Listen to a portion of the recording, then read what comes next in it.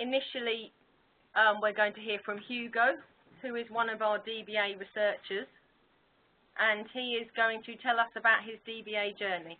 Now, I'm very pleased to announce that Hugo has successfully defended his DBA this afternoon, in fact. So I'd like to start this conversation by congratulating Hugo on now becoming one of our DBA alumni. But he's going to tell us about his DBA story and the impact that it's had on him.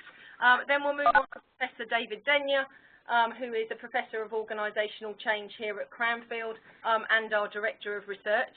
And he's going to ask Hugo some questions about his research and about his experience. And then I will tell you a little bit more about the programme, building on what Hugo and David have said. And then we'll open it probably to the most important part of the discussion, which is to allow you an opportunity to ask any questions that you have, either of Hugo or David or myself, which we will endeavour to answer. So without further ado, I'm going to pass over to Hugo, and he's going to tell us a bit about his DBA story. Okay. Thank you. My DBA story. So first of all, I have to excuse if I sound a little lazy, but it's all the adrenaline that's getting out of my body after doing a Viva for 2 hours and waiting for more than 15 minutes on the results of the Viva. So what I prepared is to tell you a little bit about me, who I am, what I'm doing. I'm living in Ghent, in Belgium. I'm 47. I have 2 teenage daughters, a partner, a dog, and 2 cats. And prior, I started with the DBA. I did an executive master's in change management in ACCREDITATION Paris and State Business School in Oxford. Now, the reason why I was doing a DBA was twofold. One was to find a very particular solution for a problem I'm confronted with among clients in organizations I'm working with. That was one itch for doing the DBA. The other one was that I really wanted to deepen my knowledge in a very specific field, the field I'm working in, and that's the field of risk and crisis management. Now, the reason why I choose for Cranfield is for multiple reasons. One is the very rigorous approach Cranfield is applying, quality of the faculty. I met very high qualified and very clever people over here, and also the logic of the program, the way that the program is built in 4 years. And if you follow the program and if you can stick to the timing, it's doable, although you're doing a job and you try to have a social life as well. And then finally, I wanted to have a degree from a world-class business school, as I had already a degree from ACCREDITATION Paris, which is one of the leading business schools in the world. I wanted to have another one from another one, and this is Cranfield. Okay, while doing an executive DBA, I presented a couple of posters on conferences. I published some papers based on the research I did here in Cranfield. I lectured master classes in the topic of my research, and I talked to multiple organizations, European Commission, European Parliament, and other European organizations. And I co-authored a book on crisis communication that was in 2010, so in the topic of my research. So in between, and I have a couple of images. This is on the left side, you see the cover of the book. I'm also having 2 daughters, teenage daughters. I try to manage them. I have my partner, Cynthia, and a good dog. And I'm running a company called PM, and we recently launched CIP Institute, which is basically some kind of collaboration, European collaboration in the field of risk management and risk communication. We try to work and collaborate together with other partners in Europe. So that was in between doing the DBA. Oh yeah, and by the way, before I forgot, I submitted my thesis in time. So just to give you a small flavor of my topic of research, this cartoon illustrates the topic of my research. You see that in organizations, they disseminate rules and guidelines concerning how to work safe in the organization, and they send it out by posters and messages and billboards and procedures and guidelines. But at the end of the day, people don't act upon it. So my question was, how do you manage that? How do you have to communicate the risks in an organization, and more specifically in organizations managing high-risk processes? So we hope it works like this. As a management, you send out messages about safety at work to the staff. Staff is allowed to ask some questions for clarification. At the end of the day, you hope that staff will act accordingly. Now, how it really happens, what actually happens in the organization is, and this is a slide from a research I did last year, is that everyone is talking to everyone about the issue of having a safe organization, acting in a safe way, and so forth. Okay, just to finish up, and then I'm happy to answer David's question. I thought it might be interesting in the context of this seminar to give some personal takeaways from the DBA I experienced the last 7 years. First one is, okay, you maybe decided to become a doctor. In my case, the DBA helped me to think in a more relevant and rigorous way, and to expand my thinking on the topics I was working with day in and day out. And by doing so, to become a better advisor to my clients. But finally, the most important, I think, is to separate and combine practice and theory at the same time. One of my clients once said to me, well, I don't read HBR, Harvard Business Review, for the boring research. I want to have practical and clever solutions. While doing the DBA, I was diving into the boring research, but I was expanding my knowledge about it. But then making the transition and making the translation into bringing this knowledge into practice was a challenge. But eventually, I could serve my clients in a better way. Second is, if you do a DBA, get a critical panel, but a supportive one. If there's no chemistry, really kindly replace them. But there has to be a kind of chemistry. You have to learn from your panel, and your panel has to be supportive. And they are so crucial in the entire process. So the way I try to treat my panel, and David is allowed to ask questions about this because he was one of my panel members, is I try to treat them as my trusted business partner, and to be as honest as I could, and try to go through the process together, and managing them as a client. Third learning was that heat waves are not improving the quality of your thesis. I was writing my thesis over last summer, and it was officially announced as a heat wave in Europe. So your brain is boiling anyway, and so you don't need another heat wave. So, and also everyone is asking you about your holiday plan after a while, so you don't want to get interrupted by that. And in my case, I'm living in Ghent, and you have the biggest open-air festival in Europe. So for 2 weeks, there were 2 million people, tourists, passing my door day and night. It's not the most optimal way to write a thesis. Anyway, it's doable. So, but choose another time frame. I found this cartoon, which is a quite funny one, that as a DBA student, you're trying to combine work and studying together, but sometimes those student jobs are killing you. Time management. No one can tell you what will work for you. And I think you have to be the best, your own time manager, and be very tough with dividing your time between family life, social life, studying, conducting your work. And I was so lucky to have 2 colleagues of mine who are now in this conference who were willing to take most of the work for the last 4 years. So I'd like to thank them for that. So, and make good arrangements with friends, partners, colleagues. Maybe they won't like it, but they will accept it. And be aware of intellectual escapism, as I call it. Don't chase all the juicy chickens. And with juicy chickens, I mean, during doing research, you see so much juicy stuff passing by. And in the first year, it was like, this is interesting, and maybe I have to follow that route, and maybe I have to dive into that. Don't do it. Stick to your topic. Some of the recommendations I got from Anne Huff, one of the lecturers here in Cranfield, a very wise lady. She said, well, create a for later folder.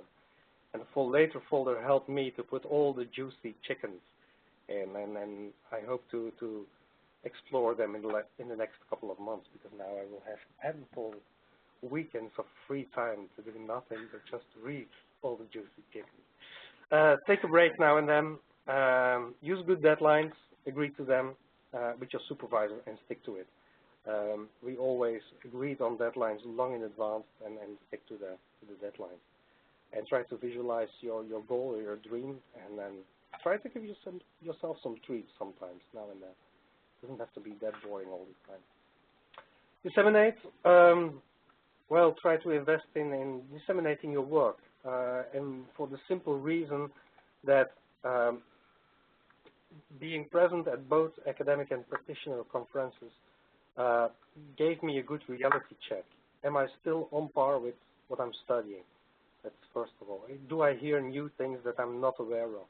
So do I know my topic? That's one thing. And second is, you will start to appreciate Cranfield.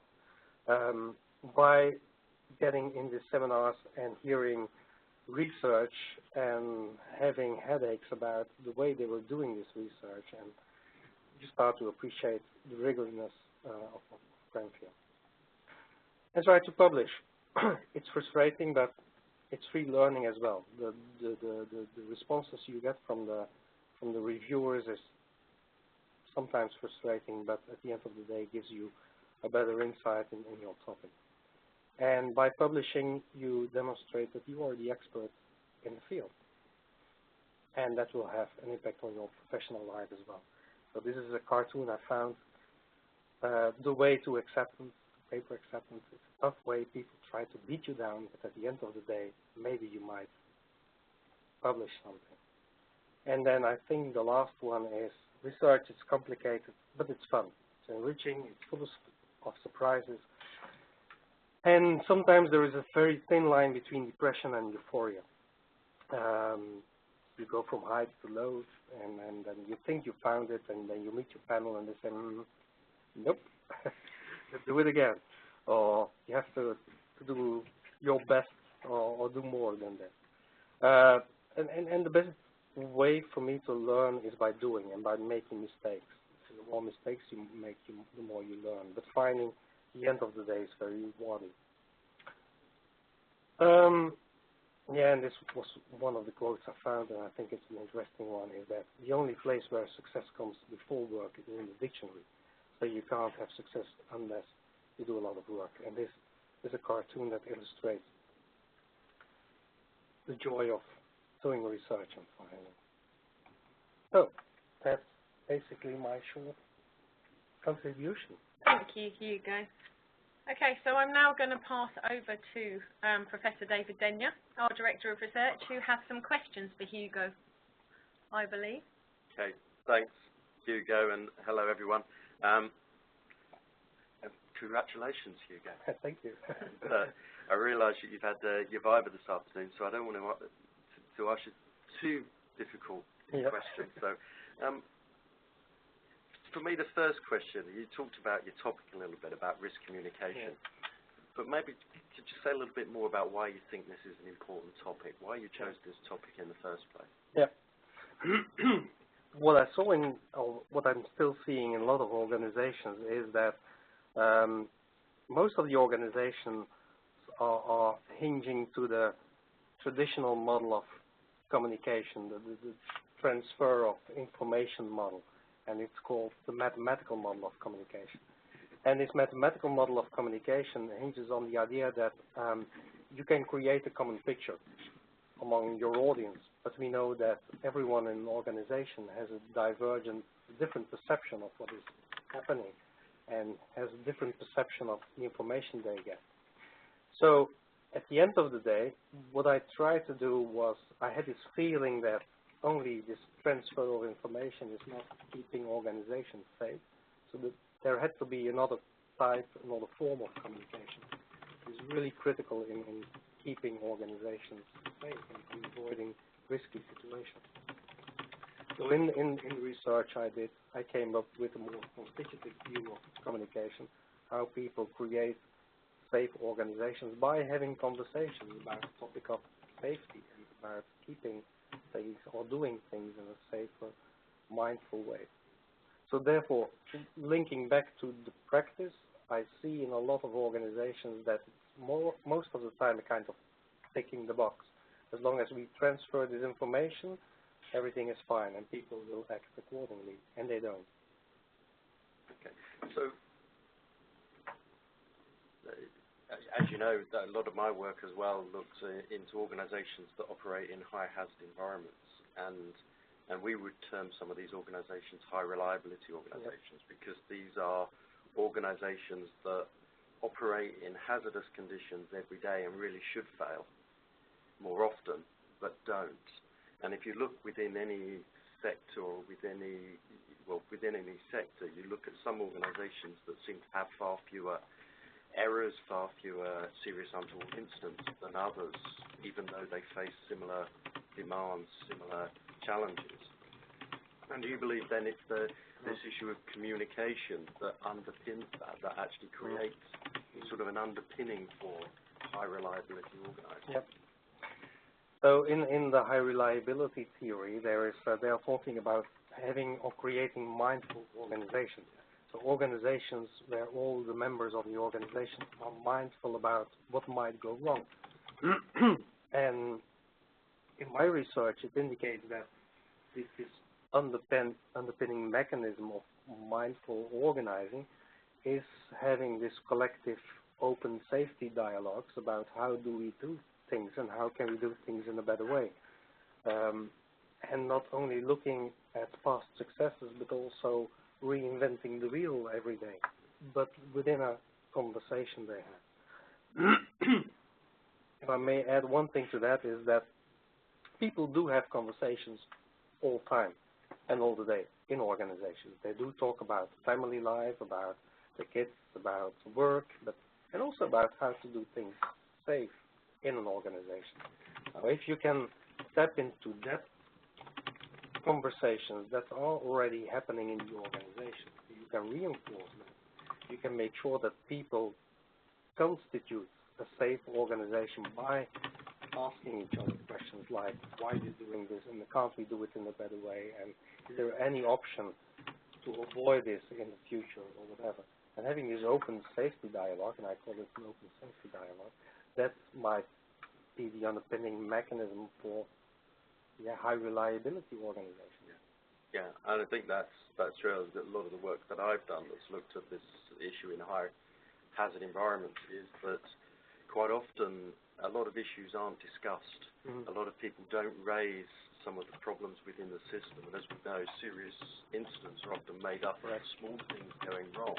And if people aren't having that open dialogue about what might go wrong and some of the failures within the system, rather than sort of pointing the finger and blaming individuals, actually having a more open discussion about the system and some of the constraints, that might lead to more reliability.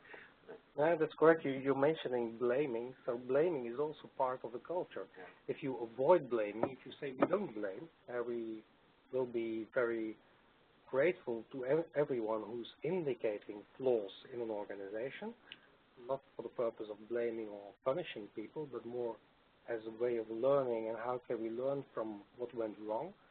That's a completely different dynamic in an organization. And your research was in the oil and gas industry. I can see direct application of your findings into nuclear industry, into maybe the health service, other high hazard environments. Can you see application into more normal, from what you're saying about communication, that this form of communication could also occur in other organizations? That's a good question. I was asking myself this as well in preparing my Viva, of course. Having the background and doing the masters in change management, what I saw in quite a lot of organizations, and still see in a lot of organizations, is that, for instance, when you install a change process or project in an organization, most of the time it's exactly the same. We announce the change, and we roll it out, and we are sure that everyone is following, and no one is objecting the change. And those who are, they are the difficult people in the organization. I'm not using dirty words here in this webinar. So tapping into the already existing conversation that people have about where are we going to in this organization, what do we need to change, and how can we change, and how can we improve, might be linked to that as well. Once again, I wasn't studying these type of organizations. I was studying in the oil and gas industry, so that's for further research. Yeah, absolutely. Yeah. Just changing the subject slightly, you talked in your presentation quite a bit about your panel and some of the support structures, but also a little bit about, I think, some of the attributes you need to successfully complete the DBA. We might have some people on the webinar who are starting out on their journey or thinking about doing a DBA. And some of the things I've noticed about you in terms of attributes from the start is you came here, you're very curious about your subject and curious to learn. You were highly motivated and determined to get the thing finished. Found a real good balance between your work and your research. And I think also open to criticism, and you talked about the panel. So those were some of the attributes that I think you brought to the DBA. But also, following on your research topic about communication, you talked about the importance of the panel. Maybe say a little bit about some of the relationships there and some of the communication and some of the critique and how that really helped shape your research. Yeah. Well, that's a good one. Yeah, it's all these elements, I think, being very determined to do something and to finish it in time, because I didn't have more time than this. My colleagues are already annoyed that I was doing 4 years and another couple of months on this research.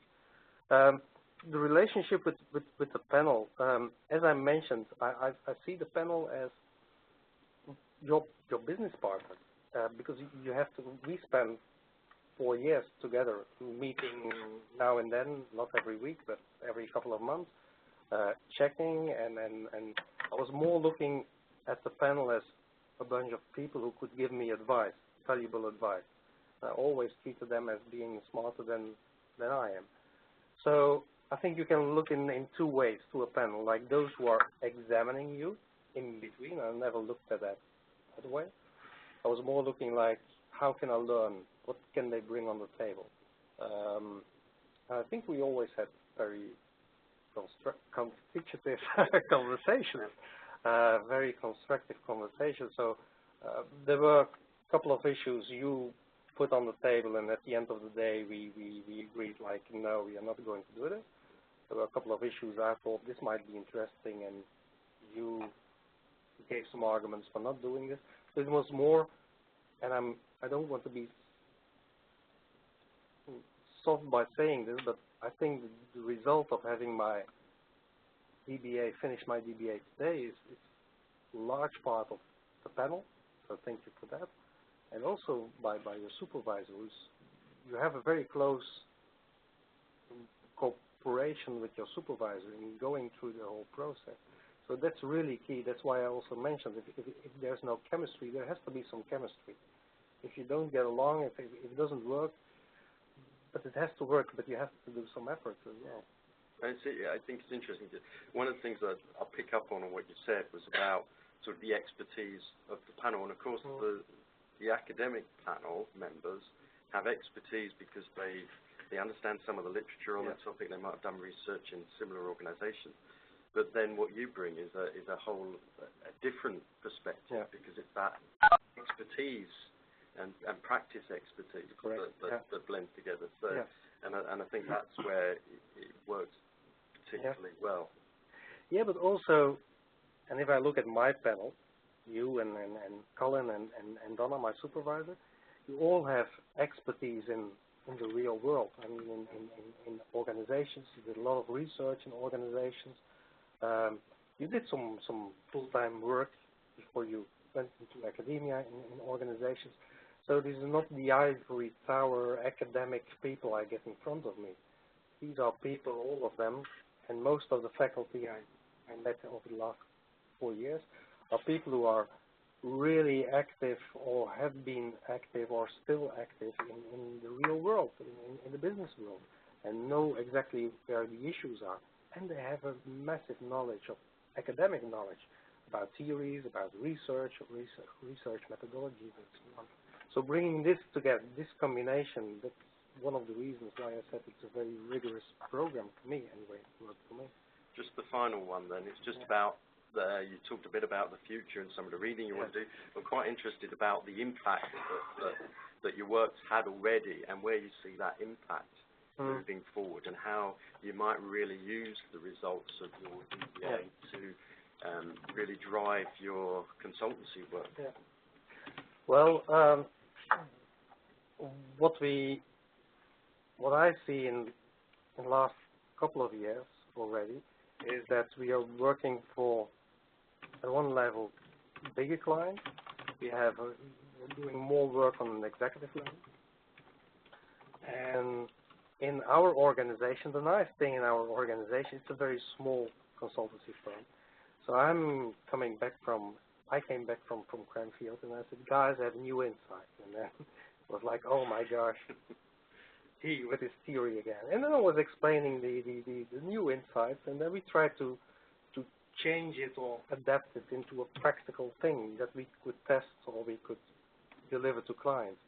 So this constant fertilization of practice and theory and bringing this in this theory and practice and see how further we can go was quite valuable. That's one thing. Second one is that I'm planning to bring this thesis into practice in the next couple of months. So there will be a kind of commercial model coming out of it, some trainings where I can train executives in high reliability organizations, where we can create a kind of scan to check where are the flaws in your organizations, where can you support this constitutive form of communication, and so on.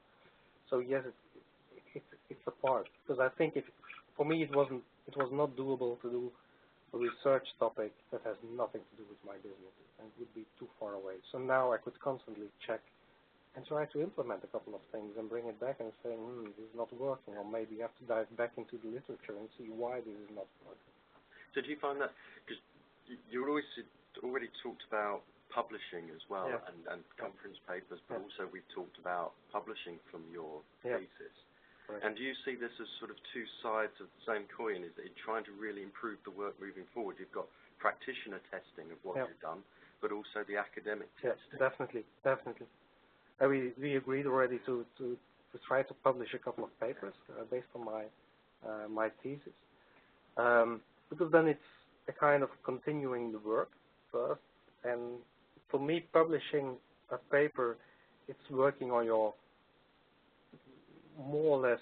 It gives you an extra dimension to your clients. I'm sure that none of my clients will ever read one of the published papers in an academic journal, but at least it gives you a certain position that you claim that field. You know what you're talking about.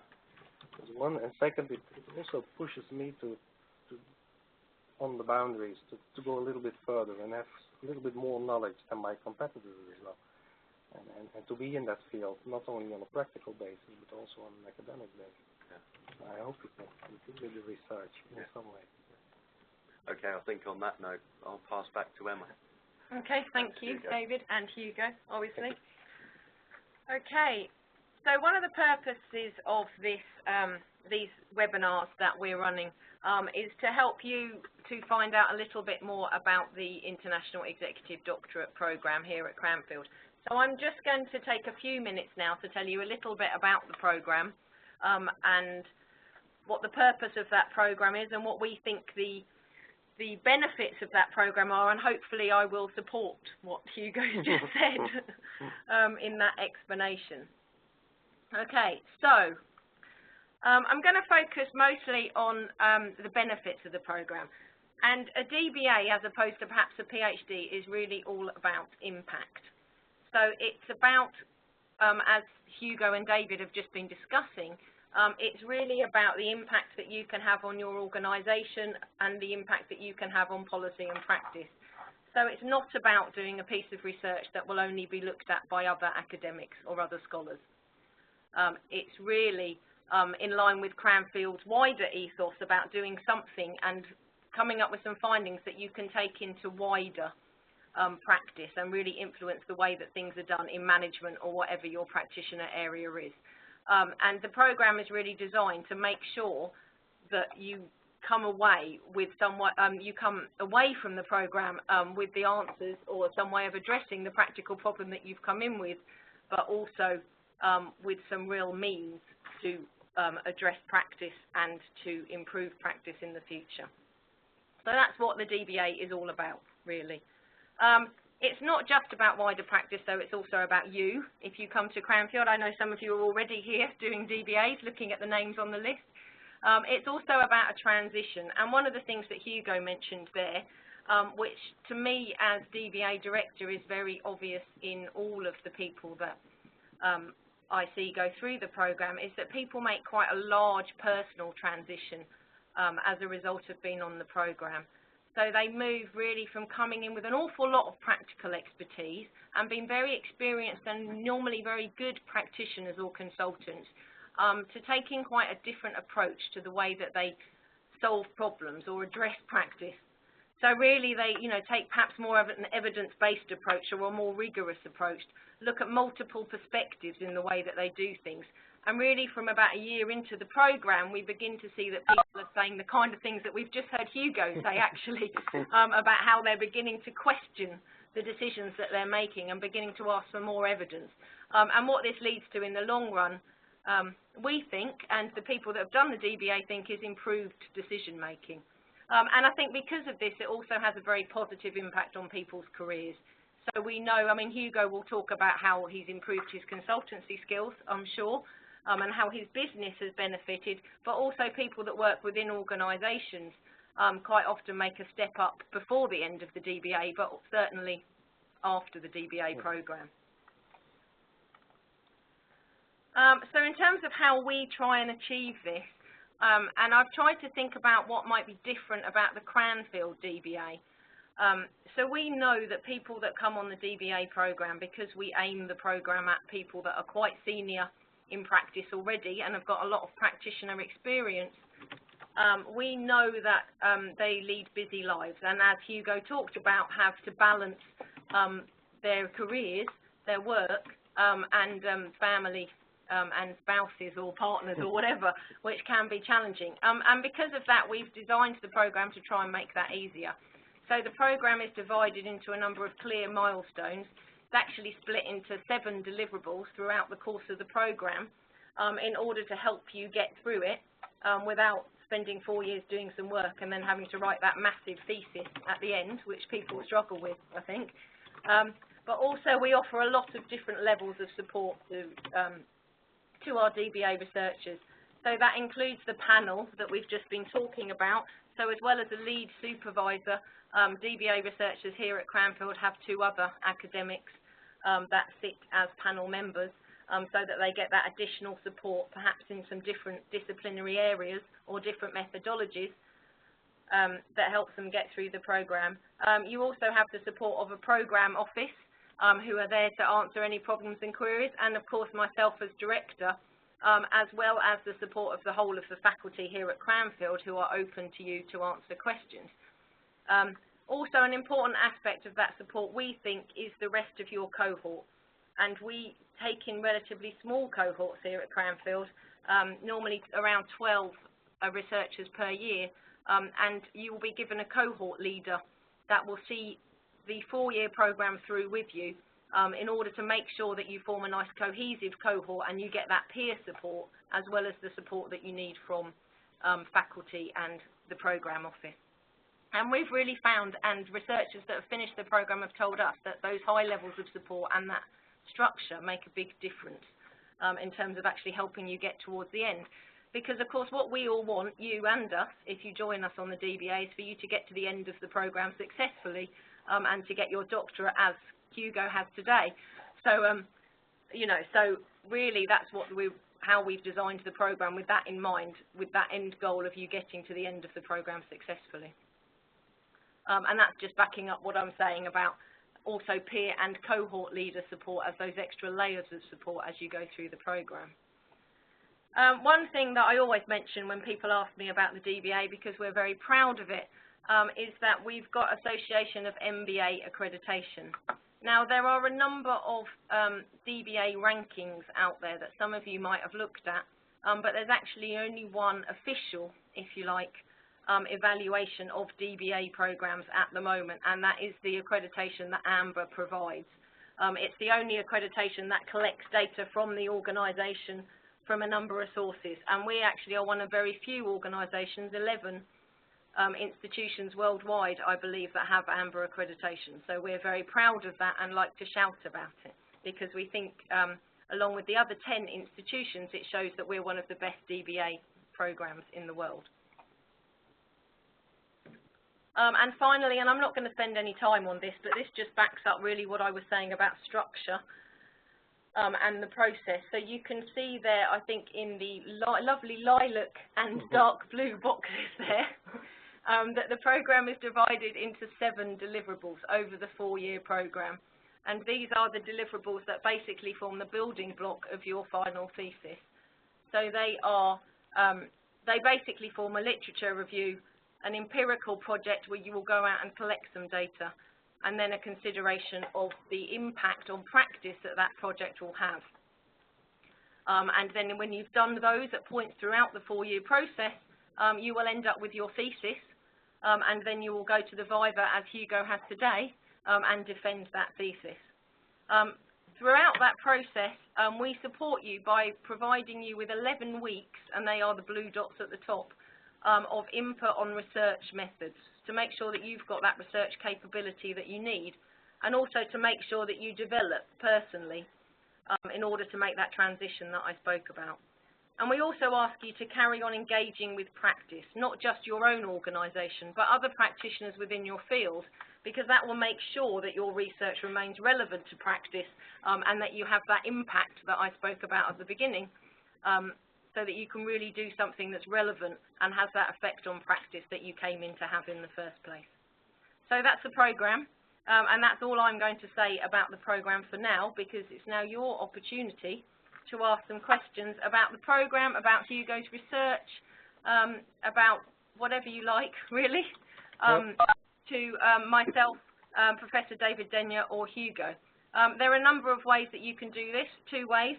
You can either unmute your line and ask the question in the normal way, verbally, or you can type it in the chat box. If you type it in the chat box, can you please make sure that, preferably, that you aim it to all participants so that I can see it, or to me, otherwise it will have to be passed across the table to me here at Cranfield. So does anyone have any questions?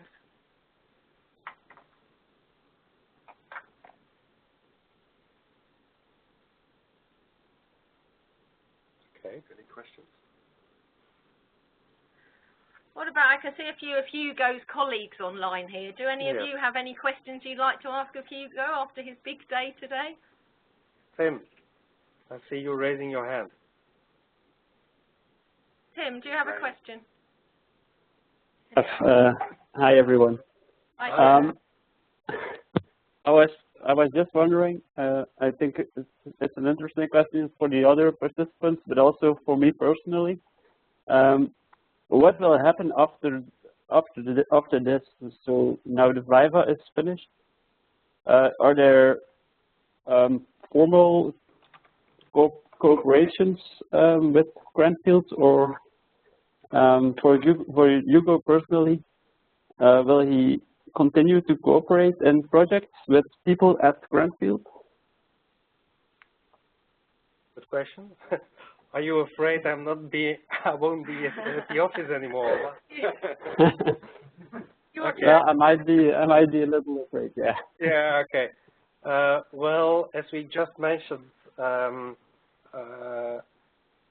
my panel members and my supervisor, we agreed to work on at least 3 papers based on my thesis. So that will be some collaboration we're going to have on that. Yeah, I'll add it. It's David here. I'd just add to that a bit as well. The topic that Hugo addressed with his DBA is one that's central to the work across the university. So we have specialist areas in our School of Aerospace and Schools of Engineering that do air accident investigations. We've got people in the School of Management that are doing issues around high reliability organizations. We've got in our School of Applied Sciences a Center for Risk Management. So this is a real topic that has relevance across the whole of the university. We've got at Cranfield the Institute for Safety, Risk and Reliability, and there's a program of work within that. There's a program of work within the School of Management. We've actually got a meeting tomorrow that Hugo's attending to look at ways that we can collaborate together to look at all of the research work that we're doing and look at how we can use that to really have some impact on practice. So yeah, there's plenty of opportunity to do that moving forward. And I think it's fair to say that that's quite normal after somebody completes a doctorate, either a PhD or a DBA here, that having worked with that individual for 4 years or sometimes more, that we would want to continue that relationship. Yeah, and I think it's also, Hugo with his consultancy runs a practitioner workshop that you run, and he's invited me next year to go and speak at that event. So it's you know, it's a partnership, collaborative approach that's not just for the duration of the DBA. Correct. Yeah. Okay. Grayling, you had a question as well, I think. Do you want to unmute your microphone and ask the question? Yes. Hello, everyone. This is for Hugo. As a practical matter, what skill sets did you find most valuable when working through the DBA? As you know, I've been doing some research on people who've been successful at it, and they talk about writing and communication, that sort of thing. What did you find that was important for you, or even what did you wish you were better at when you started? Thank you, Grayling. Do you mean some of the key elements that helped me, or that it was key for me to do the research, or to finish the DBA, or more on my topic? Skills, I think. Skills? From a personal standpoint, the things that were helpful to you, like you know, just writing skills or the speaking skills, that sort of thing. Well, maybe, I don't know. For me, the most important skill is being persistent, and really, when I started this, I was very determined to finish this in 4 years, and so that was key for me. And although I was a little bit behind after the 2nd year, then I came back and then I finished this in the foreseen time frame, 4 years and a couple of months. So that's the first thing. Second is that I love to write. I used to be a journalist in my former life, so I really like writing. So for me, writing, the whole writing part was fun to do. And I think I improved my writing skills over the last 4 years, knowing that I'm not writing in my native language, so it was a challenge, but really a learning challenge for me. But I think going back, it's being determined that you really want to do this, and you have this massive question like, what is it all about? I want to know it. So that's what was driving me. I'd add something in, because I talked a little bit about the attributes that I saw in you, but I think the one that you didn't touch on there, which is critical, is the openness to criticism. Yeah. Because I think early on your DBA journey, then you were probably a little bit more resistant to criticism, and then took it on board and realised that people are actually trying to. It's not a critique of you; it's a critique of some of the ideas, and it's actually everyone's trying to help you develop your ideas. And I thought it was really noticeable today when you came out of the Viva and you said, well, some of the questions were really, and they were really quite critical of some of the things that I've done. but of course they're trying to improve work and can see some issues and maybe defend that aspect. And that's part of the process. So I think that's one thing that I'd add into the mix. Yeah, this is transformation as well, isn't it? Yeah. Okay. Okay, excellent. Stein, did you have a question for Hugo? Please unmute your mic and give us the question. Yes. Matter of fact, I have two questions. First, then, for all, I just want to put out a big congratulations for Hugo from Baltimore. I'm attending a conference on risk for the moment, and what I've heard so far is from a lot of universities talking about mathematical models of risk and all. So I'm very proud to see that Hugo passed the doctorate in a very practical manner, because I really believe there's a lot of need in that area. I would like to thank also Cranfield University for the guidance of Hugo. I've been his business partner for over 6 years now, and it was a hell of a journey to see Hugo going through this doctorate program and gaining a lot of it as well.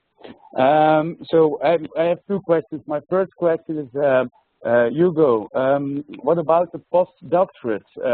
Have you been considering doing a postdoctorate?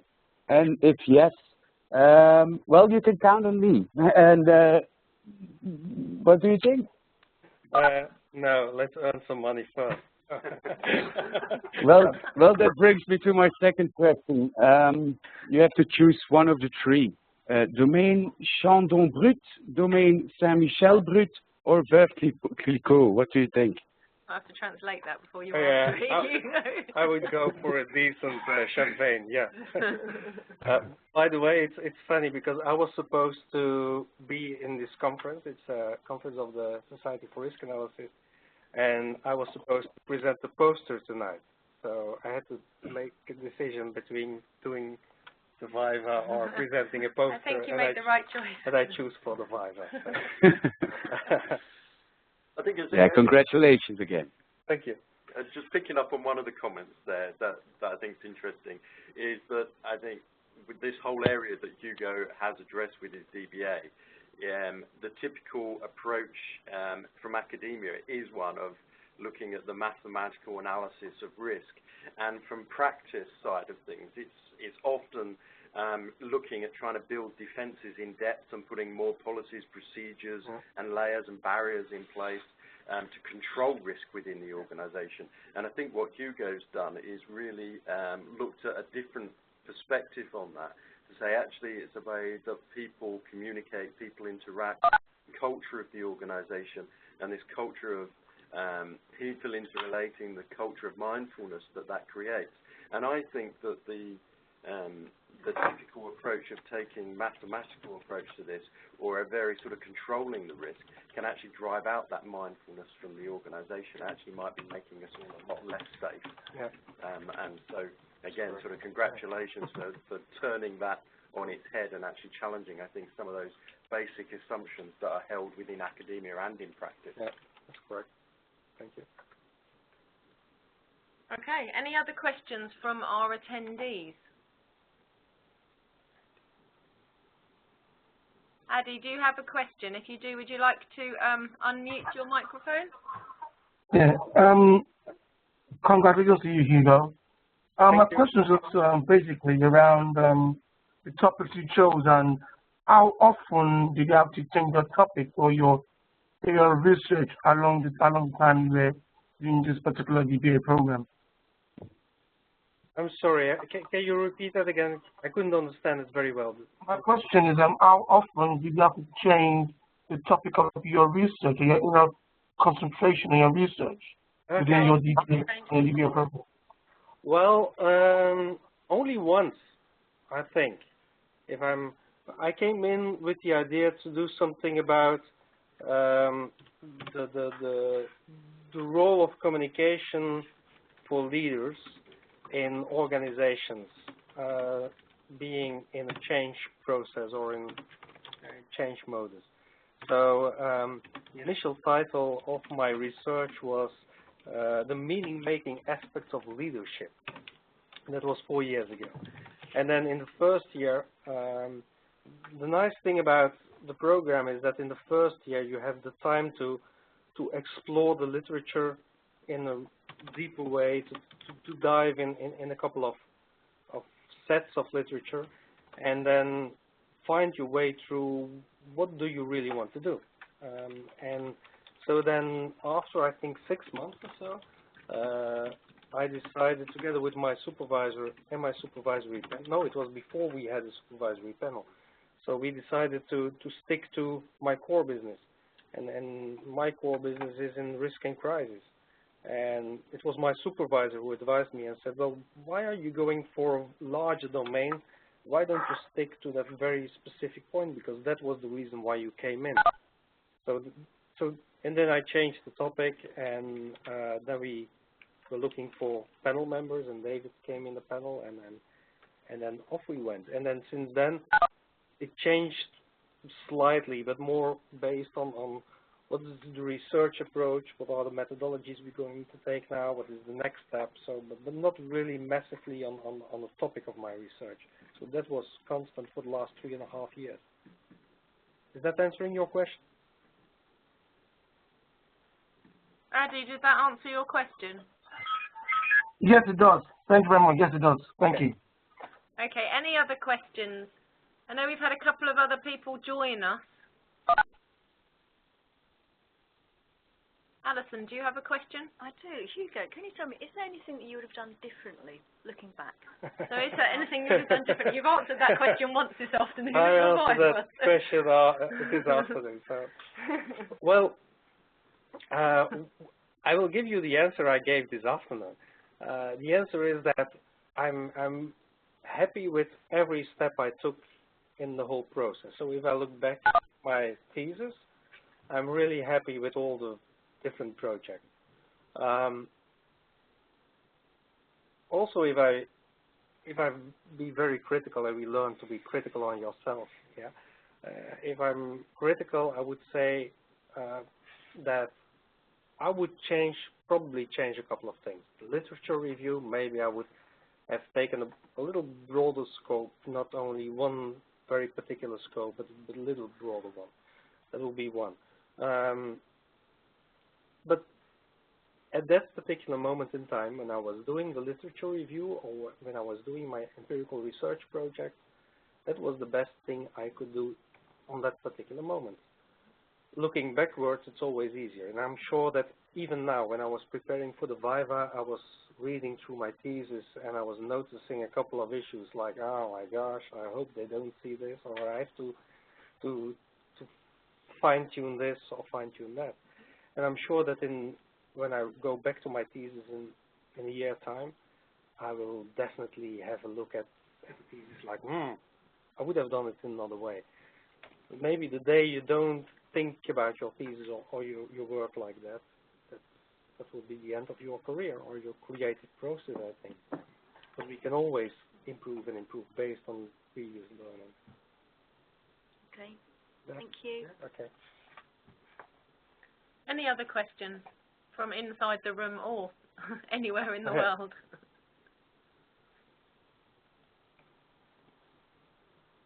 Okay. In that case, I will wrap things up. Thank you very much, firstly, to Hugo, and congratulations again, and to Professor David Denyer for joining us today. Also, thank you to all of you that have attended this webinar. If you do have any other queries about the DBA program, then do please get in touch. Have a look at our website via the link that's on screen now, or follow our hashtag Cranfield DBA on Twitter.